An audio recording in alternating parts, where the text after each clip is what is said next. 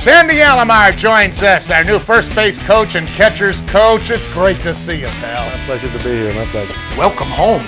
That's correct. Welcome home. I'm kind of happy to be back, believe me. Tell us how it all came about. Well, I was at home and Manny gave me a call. Manny Ackley gave me a call. He asked me if I was interested in coming coach for the Cleveland Indians. And I thought he was just pulling my leg. I go, come on, man, are you kidding me? Then Mark Shapiro called, and I kind of informed the New York Mets that there was some interest from the Cleveland Indians to come and coach here, and they kind of were reluctant about it, and they I left it up to them, to have a conversation and try to negotiate something. So it took 2 weeks with conversations with Omar Minaya and Jerry Manuel, and they finally say, okay, if it's for the best of your career, they let me go. So happy to be here and looking forward for this opportunity. I certainly can understand and know why the Mets were reluctant to lose a great talent like this now that his playing days are over as an instructor. But it's sort of, in baseball, it's sort of like politics, a little give and take between organizations sometimes. Well, sometimes it plays up that, but when you have, I came in fresh, young, with new ideas, and they like the ideas with the catching program, and they felt that the catcher were moving forward in the organization, so they felt like they wanted to keep me there and help the catchers, but I felt like I could do that here.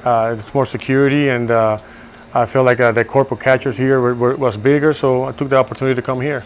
Did you have a background? Do you have a background with Manny?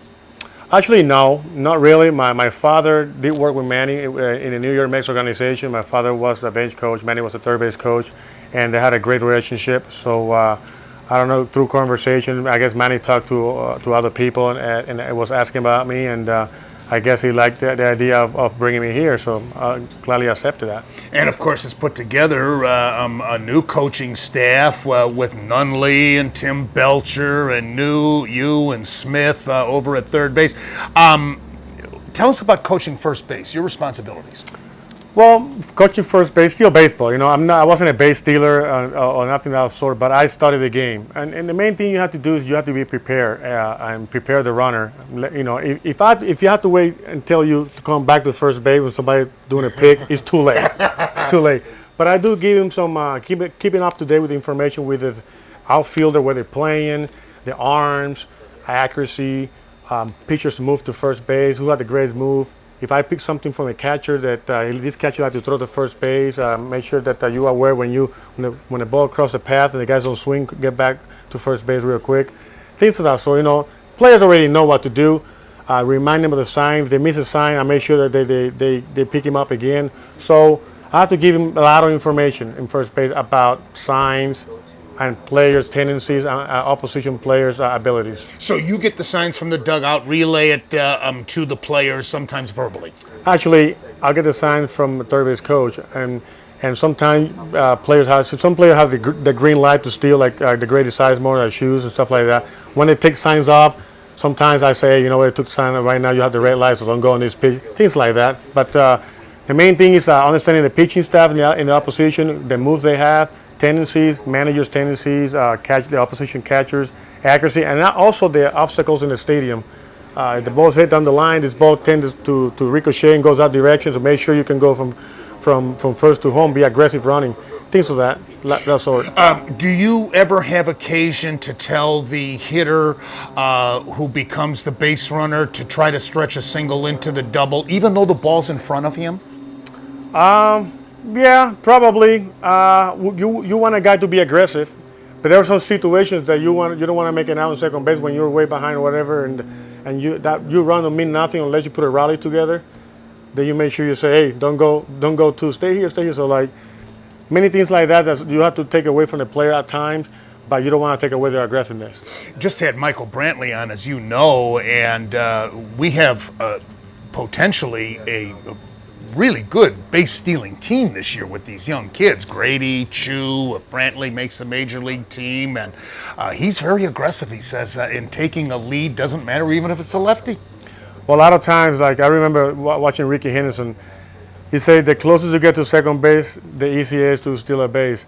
If you can master that, getting back to the base from a big lead, you already have a step towards second base. You're gaining ground, and you don't have to worry about making out two steps. So I seen Trevor Crow in the minor leagues, and I seen he get a huge league in first base. I was like catching one time. I was in Binghamton, and I see him like taking that lead, and I go like, wow, he's way out there. So like, we threw over to first base, we couldn't catch him. So like, if you can master that, you'll be a great base stealer.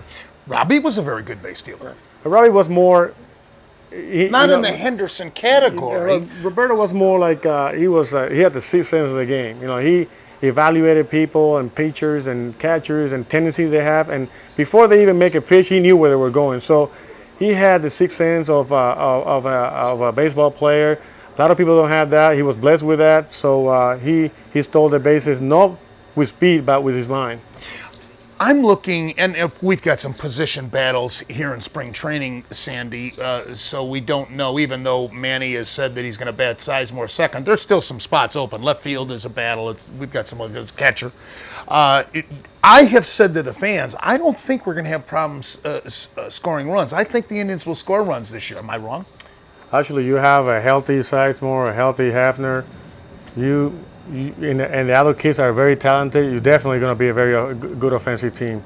Like I mean, Manny keeps saying it. Manny's a very positive guy, and what he says is that in this division, in the last 3 years, different teams have won the division. So, I mean, you never know what's going to happen here. If you stay healthy and your pitching keep us in the game, in the mid-90s, we have a staff that we didn't have an ace. We had like 3 or 4 number threes. Or 1 number 2 and 3 number 3s, and we managed to outscore everybody. We managed to stay in the game, and in 2 of those years we won the ERA championship, so like title, I should say, the ERA title, with not the top of the line pitchers, but they did their job. Yeah, I want to reminisce with you about that, but before we do, let's talk about your responsibilities with these catchers. Yesterday, Gene, my producer, and I and our crew recorded 29 interviews with players. It was photo day, and we situated ourselves where it was easy access for the players, and interviewed Marson and Torregas and Redmond. Redmond's going to be a positive influence for you working with these kids, that's for sure. He's a veteran. Well, definitely. You always try to lean to a guy that is still playing, that is a veteran, that if one of these young kids kind of like have struggles, he can look to the side, see a guy that is still playing, still doing it, and is a veteran, has been in teams like in Minnesota with the Marlins, so had the opportunity to catch Johan Santana and has been in postseason many years. So guys like that is a big plus for you, especially in the catching position, because you can lean towards them and ask them questions. I play a long time in the major league level, but I'm already being separated from the game 3 or 4 years. So like I can help them a lot, but if you have a guy like that, it's even a plus. Is it even Steven between Torregas and Marson right now going into this spring training? They have to go out there and battle out. I mean, they both have abilities. I saw Torregas in AA. He's handled staff pretty good when I was over there. He can carry. He got attitude. Marson has ability. He can run. You know, he can hit, and he was one of the best prospects for the Philadelphia Phillies. So that's a good decision. You know, we have to see what spring training plays out for us. Does Santana have a shot, or do you guys not want to rush him? Good question for Manny. But this Because guy, he'd be making the jump from AA. But I'll tell you what, this kid is special. This kid have learned. Whoever worked with him is a converted catcher. So like whoever worked out with him in the past did a good job. He's way advanced in catching. He receives pretty good. His feet are quick.